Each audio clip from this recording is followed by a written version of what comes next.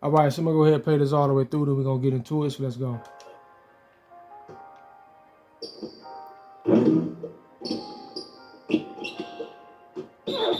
All right, so now let's get into it, right? So as I've always stated, a lot of what happens in this game is just a series of triggered animations that are resulting in predetermined outcomes that they use to stage certain situations, right?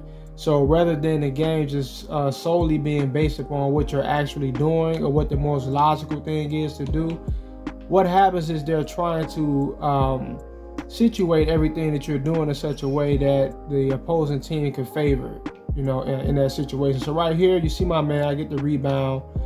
And what I want to do, boom, from this point right here, I want to go for a layup.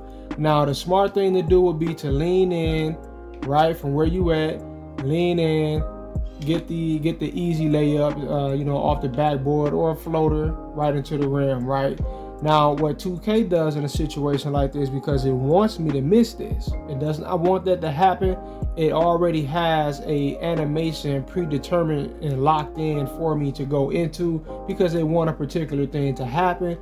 It's just like basically like bump what you're actually going to do or what makes the most sense. We're going to force you to do what we want you to do. So check it out. Now that happens, and you look at my man's feet. Look at his feet. That's the main thing to pay attention to here. And then look at his feet also. So watch this. Look at what his feet does. Right. Look at this. Boom. And you see that.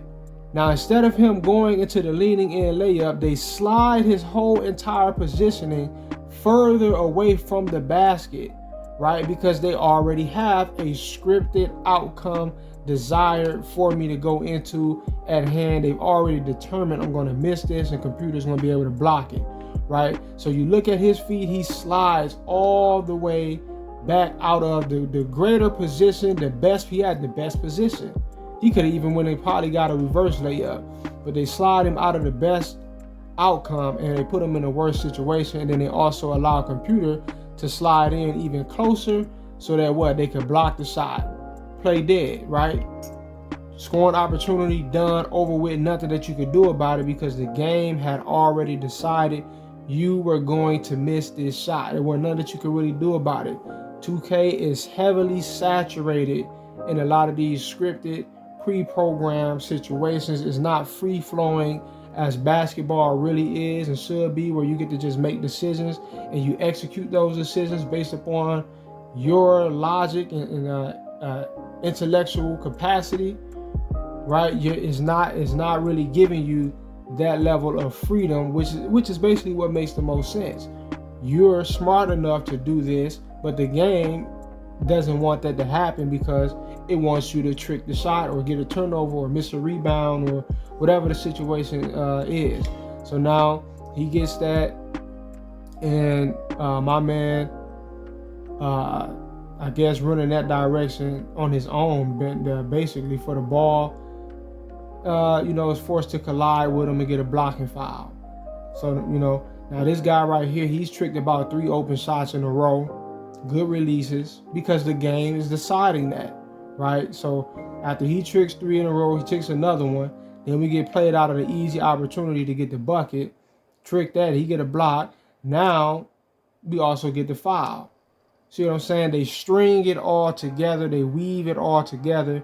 It collides, and you wind up out of a bucket, getting a foul. So by the end of the game, if you actually were able to, and I might do this one day, I might actually tally up every single situation that resulted in me not getting a point and computer getting a point, just to see the difference, right? Because if you were able to tally it up, there's probably all the opportunities that you did not score where you definitely should have. You probably were out of about 30 points that game, 30, 35, 40 points. Computer probably scored anywhere around about 30 points. See what I'm saying? So if you remove all of that, is what I was trying to explain to a guy in the comment section. When all of that is in play, but you remove it all, you wind up blowing computer out by around about 100 points every game, and they cannot allow that to happen because it's it's not realistic. You don't really see that happen in real basketball.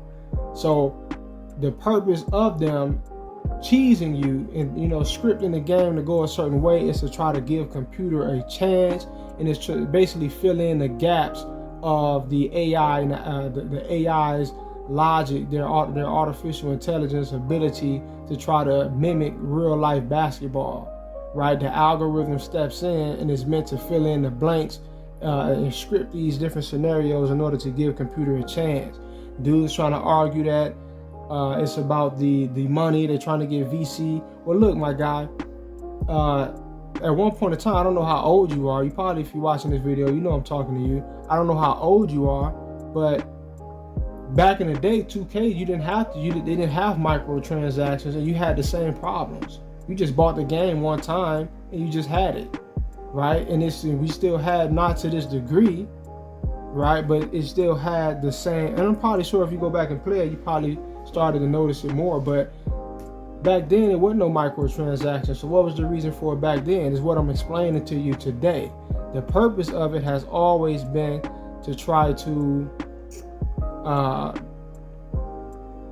to give computers some sort of an advantage, because you're going to blow them out if they don't, because they're not able to, either they cannot fix the AI to be smart enough to, you know, make computer feel like a more genuine challenge, or they're just too lazy to, which it might be a combination of both, I'm sure, right? So what they do is that they program the algorithm to cheat for computer and cheat for the AI. The algorithm, it intervenes and it just makes what it wants to be the case, and it's helping computer out. That's the purpose of it, right? They're trying to make the game feel more challenging, rather than you just get on the computer and you just get on the joystick and wipe your ass with your opponent every time you play them, right? So they have these animations. It's heavily saturated in animations that don't allow you to play a free-flowing game.